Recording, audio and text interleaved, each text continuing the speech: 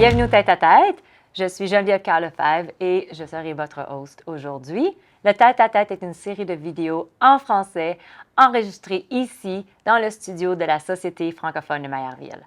En commençant, nous reconnaissons que la Société francophone de Maillardville se trouve sur le territoire traditionnel, ancestral et non cédé de la Première Nation Coquitlam. Nous les remercions de continuer à vivre et prendre soin de ces terres, ces eaux et tout ce qui s'y trouve. Aujourd'hui, au Tête-à-Tête, je m'entretiens avec M. Simon Bilodeau, courtier hypothécaire. Nous allons parler des changements annoncés lors du dernier budget fédéral et provincial et également comment la hausse des taux d'intérêt 2023-2024 a influencé le pouvoir d'achat des consommateurs et les demandes de prêts hypothécaires. Bonjour, Simon. Bonjour, Geneviève. On se retrouve encore une fois. Ah oui, je suis content de revenir. Bien oui, j'étais bien heureuse, tu m'as appelé. On s'est dit, Geneviève, il faut que je revienne, il y a plein de changements, il y a plein de choses qui viennent de se passer. Puis oui, continue à nous appeler comme ça, on aime ça. Parfait. Excellent. Donc, en commençant, comment l'arrêt des locations Airbnb a-t-il affecté les marchés immobiliers dans les Tri-Cities et en Colombie-Britannique, bien entendu, et quels sont les impacts sur les acheteurs et les vendeurs? Pour le moment, l'impact n'a pas été encore très prononcé de ce qui s'est passé avec les Airbnb. Parce que la majorité des règles des Airbnb commencent le mois prochain à affecter les propriétaires d'Airbnb. Donc là, on commence à avoir des gens qui veulent vendre leur propriété. On commence aussi à avoir des gens qui ont commencé à transformer leur propriété de Airbnb à une location résidentielle le normal, là, où les gens peuvent louer pour l'année ou pour 6-7 mois ou peu importe. Mais il y a encore des Airbnb qui sont évidemment fonctionnels. Les gens qui habitent dans leur propriété ont encore le droit de louer des chambres. Et il y a des zones, Coquitlam n'en fait pas partie, mais il y a des zones en Colombie-Britannique qui sont permis d'avoir des Airbnb, comme proche de Whistler ou proche de certains endroits où c'est très touristique. Donc, pour le moment, on ne voit pas encore beaucoup d'effets, mais on pourrait voir des effets dans les prochains mois. Mais je crois qu'un gros effet va arriver l'année prochaine, quand les gens vont venir pour faire leurs impôts et qu'ils vont se rendre compte que le gouvernement fédéral ne leur laisse pas enlever aucune de leurs dépenses de leur Airbnb. Et soudainement, ils vont trouver que ça fait un peu plus mal d'avoir un Airbnb qui est beaucoup moins profitable que prévu.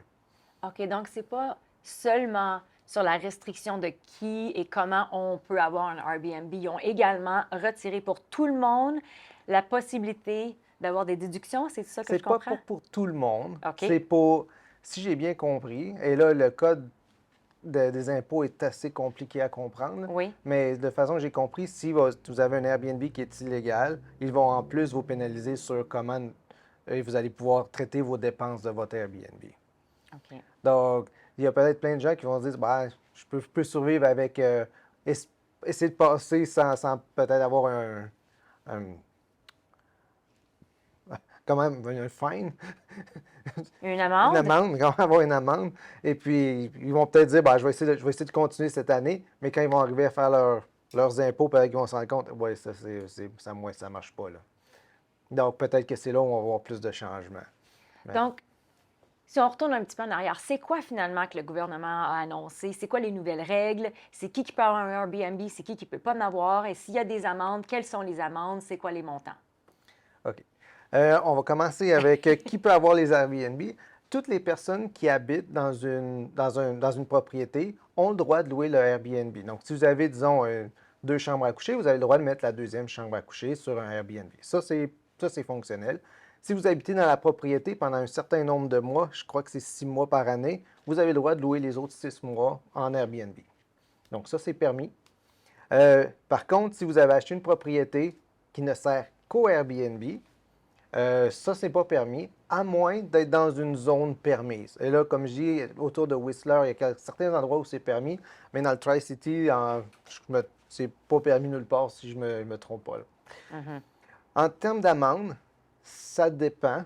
C'est surtout qu'ils vont vous retirer vos permis. Et là, les amendes n'ont pas encore été vraiment distribuées à personne. Donc, j'ai pas vraiment un chiffre à vous donner aujourd'hui, mais j'ai hâte de voir qu'est-ce qu'ils vont nous arriver avec. Parce que ça peut être juste 5 000 mais ça peut être aussi 100 000 là. Donc, il y avait toutes sortes de ranges qui ont été données dans le budget, mais il n'y a rien qui était vraiment fixé. Donc, on va voir dans les prochains mois qu'est-ce qui est vraiment fixé dans les amendes, là. Mhm. Je crois que ça va voir qu'est-ce qui va en cours, qu'est-ce qu'on va se retrouver avec, là. Et tout ça, c'est pour aider à la crise immobilière, donc Tout les ça, logements. tout ça, c'est pour aider la crise du logement. Donc, l'idée, c'est d'avoir des gens, c'est que les unités d'appartements ou de condos soient utilisées pour les gens vivre au long terme et non pas pour les visiteurs qui viennent. C'est l'idée. On va voir qu'est-ce que le vrai effet au long terme va être, parce qu'il ne faut pas oublier aussi que Vancouver est une ville de tourisme. Et si on enlève des unités où les gens peuvent venir faire du tourisme, on va aussi peut-être réduire notre activité économique à la fin de tout ça. Donc, et là, les gens peuvent perdre leur emploi, ce qui est pire que d'avoir un problème de Airbnb, là. Donc là, c'est tout plein de choses qu'on ne sait pas quand tout ça va jouer ensemble, mais bon, on va voir. Ça commence. Ça commence. Ma prochaine question pour toi, je veux qu'on parle un petit peu de la nouvelle taxe. On dit anti-flipping. Mhm. Je sais que c'est un terme anglophone ici, introduite dans le budget fédéral et provincial. Et comment cela influence-t-il les investisseurs immobiliers? Ça va influencer beaucoup les investisseurs immobiliers du fait que si vous achetez une propriété aujourd'hui, vous n'aurez pas le droit de la revendre pour les 2 prochaines années sans payer un excès de taxes sur vos profits. Donc, si vous ne faites pas de profit, c'est correct, vous n'aurez pas de payer de taxes, mais si vous faites un profit, ils vont vous charger jusqu'à 20 de votre profit en taxes. Ça, c'est quelque chose qui est un peu différent de ce que c'était.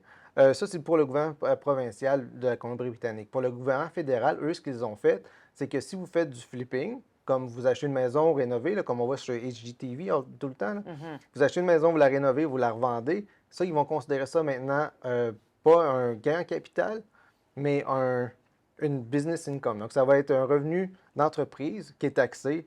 100 du revenu du profit que vous allez faire va être taxé selon votre taxation de votre business. Donc, ça aussi, c'est pour essayer d'éviter que les gens voient les maisons comme étant une façon de faire des achats qui sont juste des investissements et surtout de l'investissement à court terme, là. OK. Maintenant, en quoi les modifications apportées à la taxe de transfert de propriété profitent-elles aux premiers acheteurs en Colombie-Britannique? Oui, ça, c'est à chaque fois qu'on fait un achat immobilier en Colombie-Britannique, ce qui arrive, c'est qu'on doit payer sur la taxe qui s'appelle la Property Transfer Tax. Cette taxe-là coûte environ 2 de la propriété là, pour la grande majorité des gens. Évidemment, si on achète des trucs à 5 millions, c'est plus cher, là, mais c'est environ 2 pour tout le monde.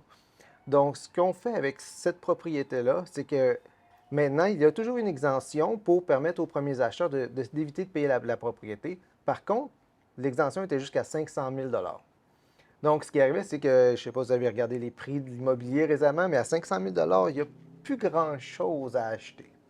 Donc, il n'y avait presque plus personne, surtout dans le Lower Mainland et à Victoria, qui était capable d'utiliser l'exemption.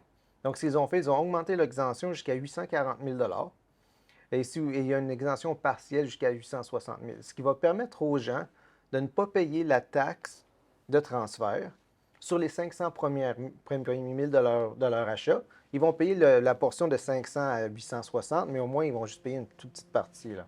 Donc, ça lui sauve des dizaines de milliers de dollars sur leur transaction. Donc, un premier acheteur qui doit trouver une mise de fonds qui est complètement économisée de leur poche, qui est complètement qui ont tous les autres frais à faire, à payer, là, ils vont au moins s'économiser ça. Donc, ça va être. Et pour un 860, 840 000, je dirais, c'est un bon starter pour la majorité des gens. Les gens vont être capables de trouver quelque chose qui est d'un montant intéressant, d'une grosseur intéressante, là, comme au moins un one bedroom, mais possiblement même un deux bedroom dans le Tri-City. Un deux bedroom, ça devrait être capable de trouver ça, là. Quelles sont les conséquences de la fin du programme First Time Home Buyer, dans le fond, le programme des premiers acheteurs, incentive de la CMHC pour les nouveaux acheteurs? Oui, la CMHC ou la SCHL en français. Ça, c'est un programme que le gouvernement fédéral avait mis en place pour essayer d'aider les gens à faire leurs premiers achats immobiliers en réduisant leurs coûts. Normalement, ce qui arrive, c'est que les premiers acheteurs n'ont pas suffisamment de mise de fonds. Donc, il y en a qui arrivent ils sont chanceux, ils ont des parents qui peuvent leur donner des fonds, mais il y a des gens qui n'ont pas cette chance. Donc là, ils cherchaient des fonds pour arriver à faire un achat. Donc, souvent, ce qu'on faisait, c'est qu'on faisait ce qu'on appelait une hypothèque à haut ratio. Donc, c'est quand on met moins de 20 de mise de fonds, on peut payer l'assurance de la SCHL et puis on peut Et comme ça, on peut avoir une hypothèque, même si on n'a pas 20 de mise de fonds. Le programme qui a été, le deuxième programme dont on vient de parler, lui, ce qu'il fait, c'est qu'il permettait au gouvernement de vous donner 5 à 10 dépendamment de vos revenus, dépendamment de plusieurs critères, là, pour vous donner 5 à 10 de l'argent pour vous éviter de payer les CHL. Donc, si vous aviez déjà 10 il vous donnait 10 vous aviez 20 de mise de fonds. Donc, vous pouviez maintenant faire l'achat sans passer par la CHL et vous pouviez maintenant aussi même mettre votre propriété, votre hypothèque sur 30 ans au lieu de 20, 25 comme c'est obligatoire en ce moment. Donc, ce que ça faisait, c'est que ça permettait de réduire les paiements des gens lors de leur achat. Par contre, le programme créait une deuxième hypothèque sur votre maison que vous alliez devoir rembourser lors de la vente de la maison. Donc, si la maison gagnait beaucoup en valeur, vous alliez rembourser beaucoup d'argent au gouvernement dans le futur. Donc, c'est un programme qui, à Vancouver, n'était pas utilisé beaucoup parce que les restrictions sur les revenus, les restrictions sur les montants le multiplicatif entre votre revenu et ce qu'on pouvait faire, n'étaient pas très élevés. Et bien, étaient suffisamment élevés pour plusieurs endroits au pays, mais pas vraiment élevé pour Vancouver et le Lower Mainland, en gros. Là. Le Tri-City, ça ne marchait pas vraiment. Donc, c'était pas quelque chose qui était utilisé beaucoup pour les gens d'ici, mais ça va avoir des impacts pour les gens qui étaient plus loin, plus à l'extérieur du Tri-City, même du Lower Mainland, là, je pourrais dire. Parce que pour eux, plusieurs personnes utilisaient le programme, mais pas nécessairement ici. Là. Pour simplifier un peu les choses, comme premier acheteur ou acheteuse, quelles sont les étapes présentement à suivre? Les étapes à suivre en tant que premier acheteur, bon, première étape, c'est de vous d'économiser des fonds. C'est la mise de fonds est votre plus gros problème que vous allez avoir. La majorité des gens ont des emplois, la majorité des gens sont deux. Donc, ils gagnent suffisamment à deux pour obtenir une hypothèque qui leur permet d'acheter quelque chose d'intéressant. Par contre, généralement, les gens n'ont pas la mise de fonds du fait que les loyers sont élevés, le coût de la vie est élevé. Donc, les économies ne sont pas nécessairement là pour faire un achat. Donc, la première étape, vraiment, pour un premier achat, économiser de l'argent le plus que vous le pouvez. Je vois souvent des gens à qui je rencontre, et puis la première chose que je leur dis, c'est, ben, ils me disent, j'ai ça, mais ils ont le revenu, mais ils n'ont pas la mise de fonds. Donc, souvent, ce que je leur dis, ben, vous allez devoir y trouver, conduire pour Uber ou faire une deuxième petite jobine juste pour mettre l'argent plus vite de côté pour pouvoir y arriver. Des fois, ils peuvent trouver de l'argent avec les parents ou les cadeaux, des choses comme ça, mais bon, on peut toujours espérer gagner la loterie, mais ça, c'est pas vraiment un plan, là. Mais ça fonctionne. Ça fonctionne des fois. Ça fonctionne des fois, mais c'est pas un plan. Non. Donc, vraiment, l'idée, c'est ça. C'est la première chose, c'est ça. Puis la deuxième chose, c'est n'hésitez pas à appeler un courtier hypothécaire. N'hésitez pas à aller parler à votre banquier dès que vous avez l'idée de commencer le projet. Parce qu'ils vont voir qu'est-ce que vous devez faire, puis on peut maintenant faire un plan avec vous. Des gens aussi, ils ont peut-être la mise de fonds, ils ont peut-être le revenu, mais ils n'ont peut-être pas le crédit. Ils n'ont jamais construit leur crédit. Ils peuvent être arrivés au Canada il y a quelques années, mais ils n'ont peut-être jamais ouvert une carte de crédit. Là, les banques ne vont pas venir vous prêter 900 000 si vous avez un dossier de crédit qui est vierge. Donc, allez parler avec ces gens-là, ça ne vous coûte rien, puis c'est comme ça qu'on peut créer un plan. On peut créer, voir ce qu'il faut faire, qu'est-ce que vous avez besoin, puis on peut même vous dire à quoi vous vous qualifiez aujourd'hui, puis peut-être que vous allez être surpris, c'est peut-être suffisant pour ce que vous souhaitez, ou peut-être pas, mais au moins on peut le savoir tout de suite. Excellent. C'est vrai, par exemple, il faut que tout le temps commencer par se renseigner pour avoir un plan. T'sais, on ne se lève pas le matin, bon là, j'achète une maison. Peut-être qu'il y en a des gens qui font ça, là, mais généralement, ça prend un plan spécifiquement ici, dans les Tri-Cities, la Colombie-Britannique. C'est tellement élevé les prix. Puis souvent, en tant que francophone, on se compare à d'autres endroits au Québec ou dans le monde. Puis c'est pas facile ici d'acheter. Donc, ça prend un plan, puis il faut parler avec des professionnels. Puis justement, un extra 100 par semaine, un extra, une petite jobine, comme que tu disais tantôt. C'est sûr que nos parents, dans le temps, ils ont fait ça aussi, hein? Donc, il ne faut pas oublier que c'est pas tout facile, tout cru dans la bouche toujours. Puis je pense que c'est comme ça. Moi, je me souviens, mes parents avoir vécu des 18 plus % d'intérêt.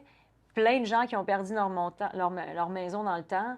Puis ça a été difficile. Là, je sais qu'on on a une expérience d'une vague immobilière qui est différente à cause de la hausse des taux d'intérêt. Puis, je suis intéressée de voir également qu'est-ce qui est arrivé finalement, là, si on fait une rétrospection de la dernière année, la hausse. Là, on est présentement, je trouve qu'on est dans un plateau. Je sais on avait parlé dans le passé, quand tu étais venu, qu'il va sûrement avoir une baisse, peut-être à la fin de cette année, mais on ne le sait pas vraiment, là. Moi, je trouve qu'il y a un plateau qui dure encore plus longtemps que prévu. Qu'est-ce que tu en penses, Simon? Oui, bon là, il y a beaucoup de choses dans cette question. Finalement, c'est une grande C'est une question. très grande question. On va commencer avec parler de la capacité d'emprunt des gens aujourd'hui, OK. comparé, disons, avec les gens dans les années 80 ou 60, la fin des années 70, quand les taux d'intérêt étaient à 20 là. La réalité, c'est que c'est plus compliqué pour quelqu'un aujourd'hui d'acheter une maison, même si les taux d'intérêt, on est juste à 5, que quelqu'un qui était en 1978 ou 83, là, peu importe dans ces années-là, qui voulait acheter une maison avec des taux d'intérêt de 18 Et la raison, c'est que les prix des maisons dans le temps étaient juste à 2 ou 3 fois le revenu moyen des gens. Aujourd'hui, on est à 10 fois. Donc, même à 5 aujourd'hui, le revenu moyen n'achète pas du tout le même genre de maison que ce qu'ils achetaient. Et ça prend un revenu beaucoup plus élevé pour acheter une maison moyenne aujourd'hui, que ça faut être dans le top 20 des revenus des ménages pour pouvoir faire un achat moyen aujourd'hui, comparé à dans le temps où ça prenait juste un salaire moyen, évidemment. Donc, ça, c'est la première chose qu'il faut mettre en perspective. Donc, quand on voit les jeunes aujourd'hui dire ah ben, j'aurai jamais de maison, bon, c'est pas vrai, mais ils vont avoir beaucoup plus de misère à accéder à la propriété que nos parents ont eu. Même si, oui, ils payaient 18 là, il y avait une carte de crédit, en gros, pour acheter une maison. Mais aujourd'hui, les prix sont rendus tellement élevés que ça ne fonctionne pas. Donc, une des choses qui pourrait aider, évidemment, c'est de voir les taux d'intérêt baisser. Les taux d'intérêt, est-ce qu'ils vont baisser? Ça, c'est une grande question. J'avais espérance l'année passée que les taux baissent un petit peu déjà. Et non, à la place, ils nous ont augmenté les taux en juin et juillet. L'année passée, ils ont maintenu les taux depuis. Ça, c'est la Banque du Canada. Donc, jusqu'à maintenant, et là, plusieurs économistes espèrent une baisse d'environ 0,25% en juin ou juillet cette année, donc dans quelques mois.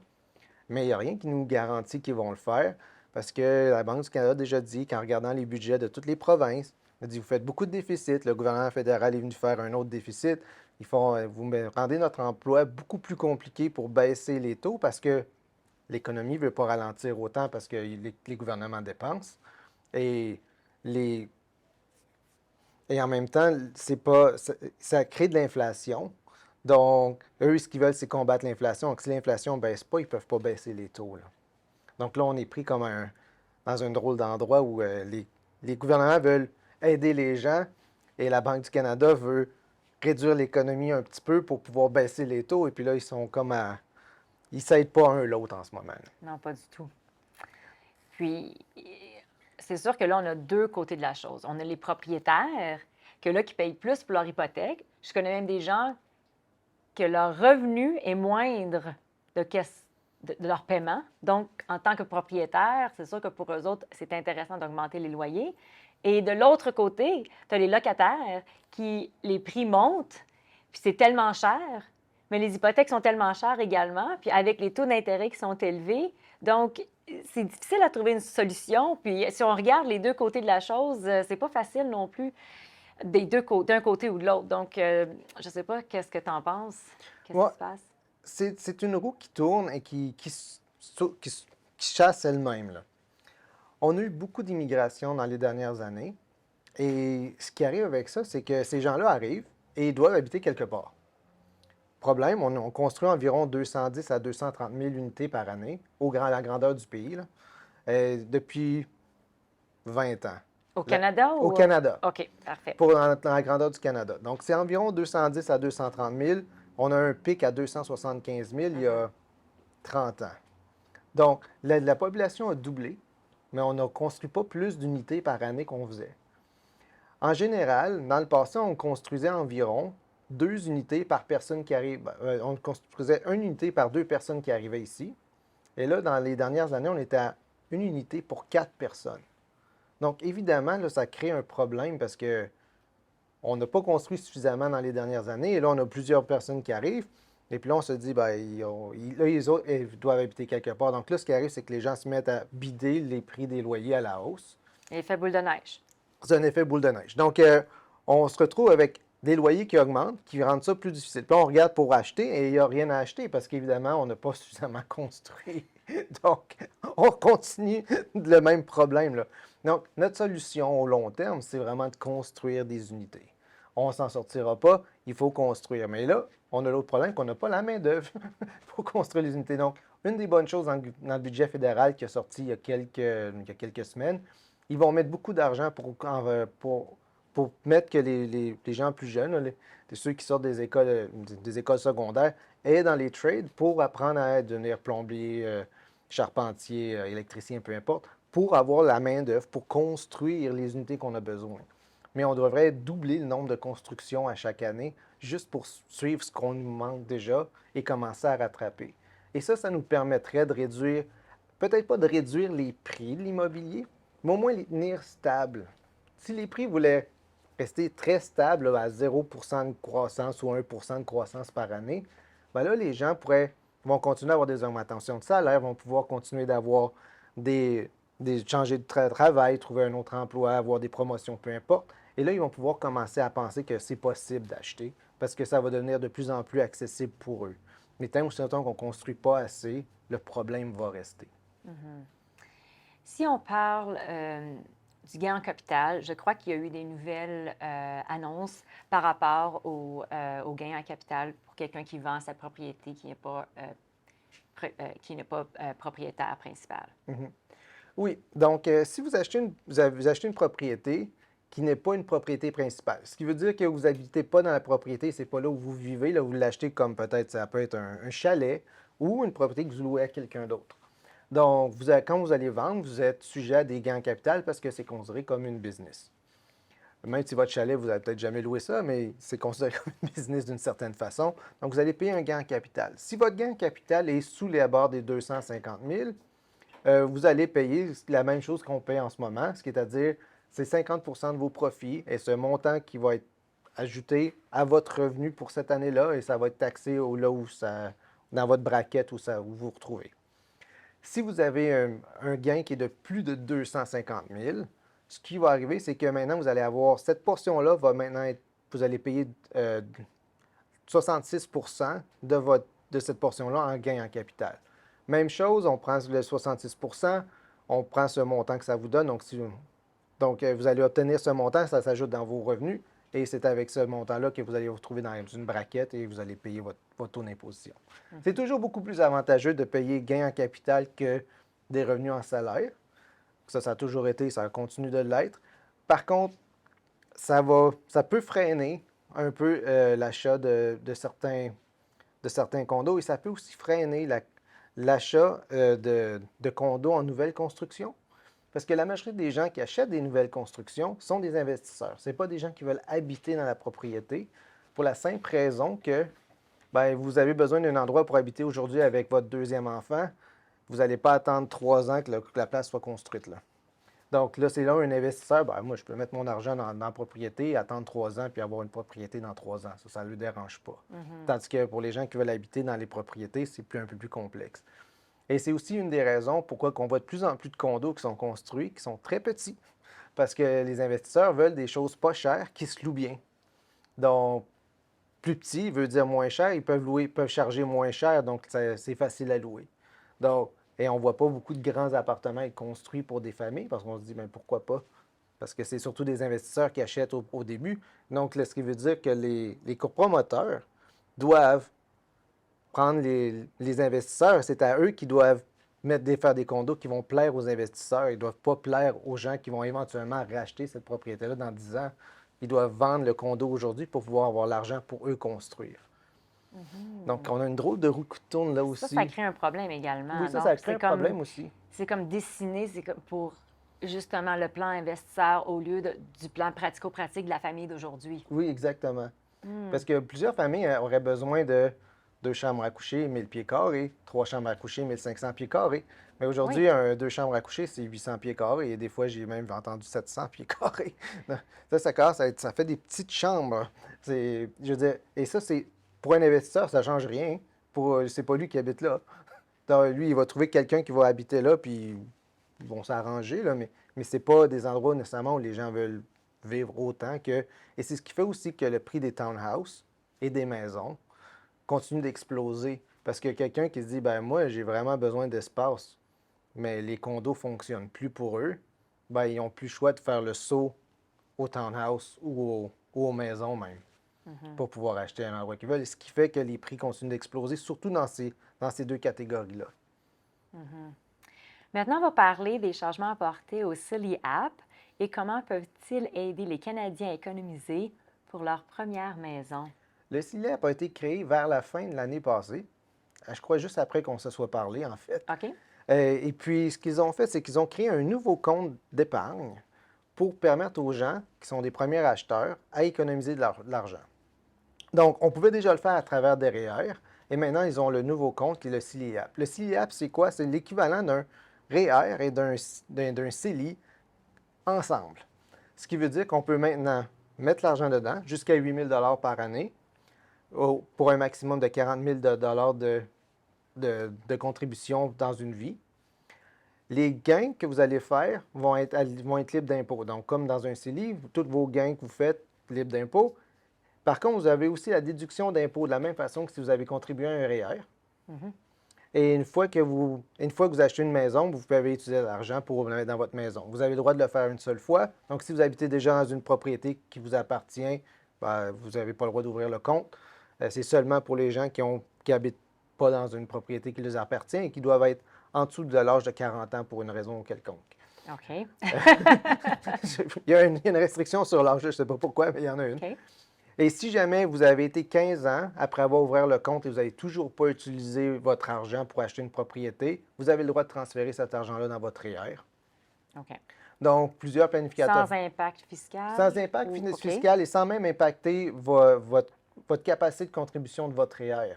Pour une raison quelconque, ça semble être juste additionné par-dessus. C'est pour ça que plusieurs planificateurs financiers m'ont dit de dire à mes clients de contribuer dans leur CILIAP en premier, à moins qu'ils puissent mettre plus d'argent que le 8 000 permis, là, de continuer dans le REER, mais sinon de le mettre dans le CILIAP, parce qu'une fois que le CILIAP va être complètement contribué, ben là, ils vont pouvoir, si je n'utilise pas l'argent, le mettre dans le REER.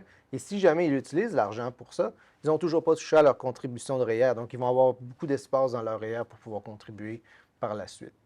OK. Ils ont aussi fait un changement, tant qu'à parler des REER, Oui. dans le dernier budget fédéral pour les REER. On va maintenant être capable de sortir jusqu'à 60 000 par personne de son REER en utilisant le RAP au lieu du 35 000 qui était jusqu'à il y a quelques semaines. Moi, dans mon temps, c'était 20 000, me semble. Quand j'ai fait mon rap dans le temps, là, puis c'était 20 000, ça se peut-tu? C'est possible, oui. OK, Les montants ont augmenté avec le temps, Oui, mais c'est là, ça, ils viennent ouais. de faire un gros bond. boost. Là. Mais là, le 60 000, il faut le remettre.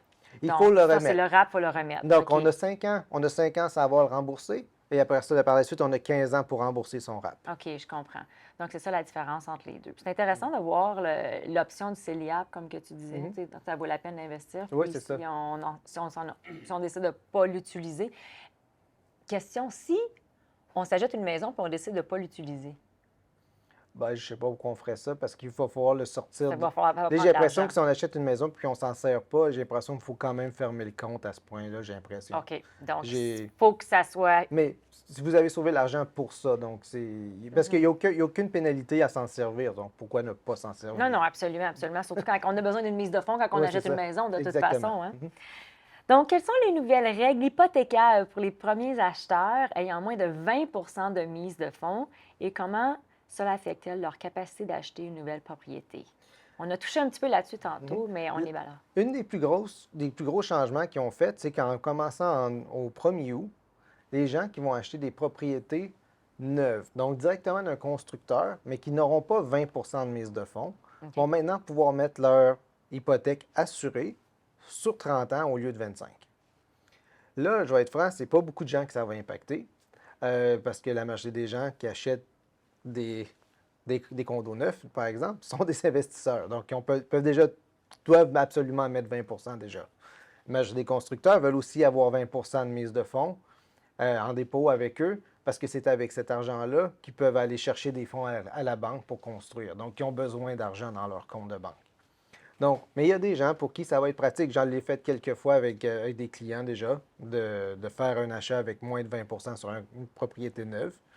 Ça va aider quelques personnes, ça c'est sûr. Et ça, c'est quelque chose qui va permettre peut-être à quelques personnes de plus d'aller acheter dans des propriétés neuves qui sont des fois plus disponibles que les propriétés de revente. Simon, ma dernière question pour toi. Quelles prévisions pouvons-nous faire concernant l'évolution des taux d'intérêt au cours des prochains mois et comment cela pourrait-il affecter le marché immobilier? OK. Les taux d'intérêt dans les prochains mois devraient être à la baisse, à tout le moins pour les taux variables. La Banque du Canada contrôle les taux variables et eux, techniquement, sont 1,3 en ce moment plus élevés que les taux fixes équivalents. Ce qui est une anomalie dans l'histoire. C'est arrivé quelques fois que s'il était à l'envers, rarement par autant et rarement pour aussi longtemps. Donc là, ce qu'on voit en ce moment, c'est que la Banque du Canada commence à avoir des discussions sur baisser les taux. Ils veulent le faire tranquillement pour être sûr qu'on ne crée pas plus d'inflation et qu'on ne crée pas une flambée des prix dans l'immobilier canadien. Au printemps passé, en 2023, les taux avaient commencé à baisser et soudainement, l'immobilier avait pris feu. Donc, ils veulent essayer d'éviter ce genre Ils veulent éviter ça, en fait. Donc, ce qu'ils vont faire, c'est qu'ils vont prendre leur temps. Ils vont s'y prendre à un coup d'un quart de pourcent, à mon avis, un quart de pourcent peut-être aux 6 mois, et prendre leur temps. C'est beaucoup plus lent que ce que plusieurs personnes avaient parlé au début de l'année, mais l'économie ne ralentit pas suffisamment, l'inflation ne ralentit pas suffisamment. Mais oui, les taux sont trop hauts pour les taux variables. Les taux fixes, par contre, eux, ont déjà baissé. Les banques ont pris de l'avance un peu en se disant ben, la Banque du Canada va baisser, ils veulent être compétitifs, donc ils ont décidé de baisser leur taux pour pouvoir essayer d'acquérir une plus grande clientèle à travers leur portfolio d'hypothèques. Par contre, là, ce qu'on voit dans le dernier mois, là, on voit les taux fixes qui commencent à voir remonter. Donc, j'ai l'impression que les banques commencent à se dire bon, peut-être qu'ils ne descendront pas aussi vite, la Banque du Canada, c'est peut-être pris un peu trop d'avance.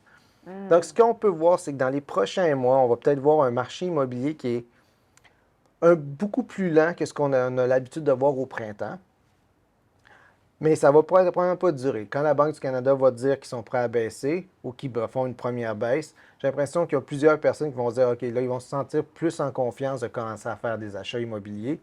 Donc, j'ai l'impression qu'on va avoir un marché du printemps qui va s'étirer pour tout l'été. Et par la suite, là, on va voir peut-être le marché se ralentir un peu comme en automne, hiver, comme généralement. Là.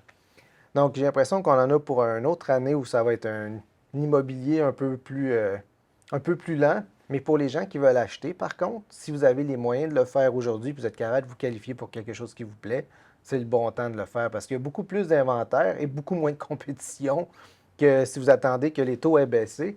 Parce que là, soudainement, tout le monde va savoir que c'est le temps d'acheter et tout le monde va être dans le marché et vous allez être en compétition avec tout le monde et il y a une chance que les prix montent. Là. C'est pour ça que la Banque du Canada a peur de baisser leur taux justement Ouais. pour ce qui peut peut-être se passer comme ça. Là. Oui, bien, si on avait suffisamment d'inventaire, c'est sûr, il n'y aurait pas ce problème-là. Mais c'est parce qu'on n'a pas suffisamment d'inventaire. Donc, ils savent très bien que dès qu'ils vont baisser les taux, le signal de recommencer à acheter va être écrit dans le première page du journal.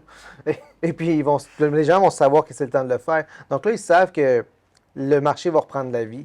Ce qu'ils veulent essayer d'éviter, c'est que le marché reprenne trop de vie. Parce qu'évidemment, si les prix recommencent à monter, ben on revient au problème que tout d'un coup, ça devient plus dur d'acheter que c'était. Donc, ce qu'on veut, ce qu'ils veulent, c'est essayer de garder l'inflation sous contrôle et les prix de l'immobilier sous contrôle. Mais vraiment, la seule façon de contrôler les prix de l'immobilier, ça va être de construire.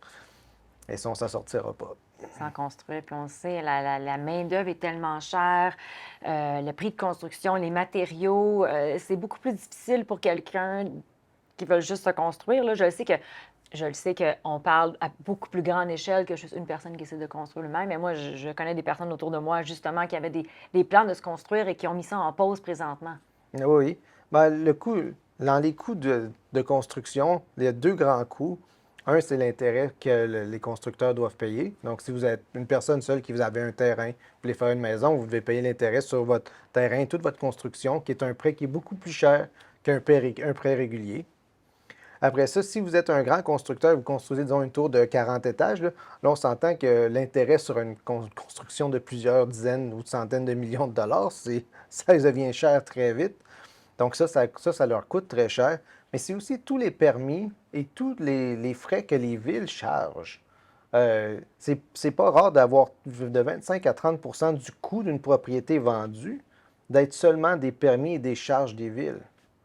Donc ça aussi, c'est quelque chose qu'on pourrait essayer de travailler dessus pour essayer de réduire un peu le coût des constructions. Parce que je veux dire, si vous achetez une unité d'1 million, ben, disons que vous vendez un étage là, de 10 unités, puis à 1 million chaque, ben, C'est 10 millions. c'est 10 millions, c'est 10 millions de profit, mais c'est 3 millions qui ont été directement aux villes en taxes et en permis de toutes sortes. Donc, je veux dire, à quelque part, ça coûte très cher, ça aussi. Et ça, c'est des coûts qui, évidemment, qui sont chargés aux constructeurs, qui sont repassés à la personne qui achète, là. Simon, un gros merci. Ça fait plaisir. Puis, est-ce qu'il y a quelque chose qu'on a oublié de parler? Non, je crois Je pas. pense Je crois qu'on a qu'on a fait le tour. Hein? Je ouais. pense qu'on a bien fait ça. Encore une fois, Simon, si on veut avoir ton opinion ou on veut te contacter, où peut-on te trouver? Le plus simple, ben, c'est d'aller voir sur mon site internet à refinancebc.ca, ou de simplement m'appeler à 604-828-9864. C'est ce que je fais de ma vie, répondre au téléphone. Donc, je vais être très content de vous parler. Un gros merci, Simon. Merci beaucoup. De la part de la télévision de la Tri-Cities, la Société francophone de Maillardville et moi-même, Geneviève, un grand merci d'avoir été avec nous aujourd'hui.